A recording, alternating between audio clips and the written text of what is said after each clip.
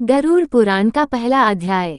प्रस्तावना। एक समय की बात है जब नैमिषारण्य वन में ऋषि मुनियों का एक विशाल सभा चल रही थी। इस सभा में 7,000 वर्षों से यज्ञ चल रहा था। इस यज्ञ में ऋषि मुनियों के साथ साथ देवता और असुर भी भाग ले रहे थे। एक दिन ऋषि मुनियों ने भगवान विष्णु के महान भक्त गरुड़ को देखा। गरुड़ एक विशाल पक्षी थे जो भगवान विष्णु के वाहन के रूप में जाने जाते हैं। ऋषि मुनियों ने गरुड़ से उनके बारे में पूछा। गरुड़ ने उन्हें बताया कि वे तीनों लोकों का भ्रमण कर चुके हैं और उन्होंने वहां रहने वाले लोगों को देखा है। गरुड़ का भगवान विष्णु से प्रश्न।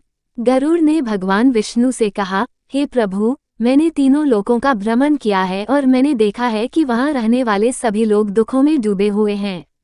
स्वर्ग में देवताओं को दैत्यों से डर है, पितरों को प्रेत योनि में कष्ट है और मनुष्यों को जीवन के दुखों का सामना करना पड़ता है। हे प्रभु, मैं इस दुख को देखकर बहुत दुखी हूँ।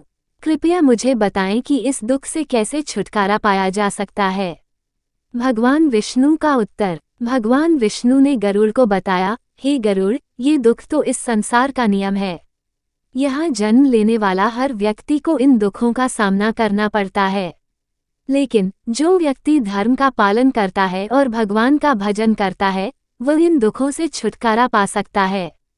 धर्म का पालन करने से मनुष्य को पुण्य मिलता है और पुण्य से उसे स्वर्ग की प्राप्ति होती है। स्वर्ग में मनुष्य को सुख सुविधाओं का भोग मिलता है। जो व्यक्ति भगवान का भजन करता है, वह भगवान की कृपा से मोक्ष प्राप्त कर सकता है। मोक्ष प्राप्त करने से मनुष्य इस संसार के दुखों से हमेशा के लिए छुटकारा पा जाता है।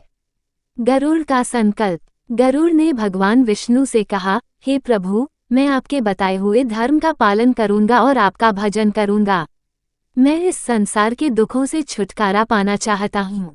भगवान विष्णु ने गरुड़ को आशीर्वाद दिया और कहा, हे गरुड़, मैं तुम्हारी मनोकामना पूर्ण करूंगा। निष्कर्ष। गरुड़ पुराण का पहला अध्याय हमें ये सिखाता है कि जीवन में दुख होना स्वाभाविक है, लेकिन जो व्यक्ति धर्म का पालन करता है और भगवान का भजन करता है, वह इन दुखों से छुटकारा पा सकता है। धर्म का पालन करने से मनुष्य को पुण्य मिलता है और पुण्य से उसे स्वर्ग की प्राप्ति होती है।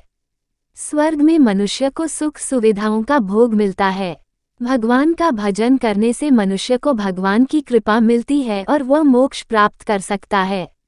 मोक्ष प्राप्त करने से मनुष्य इस संसार के दुखों से हमेशा के लिए छुटकारा पा जाता है।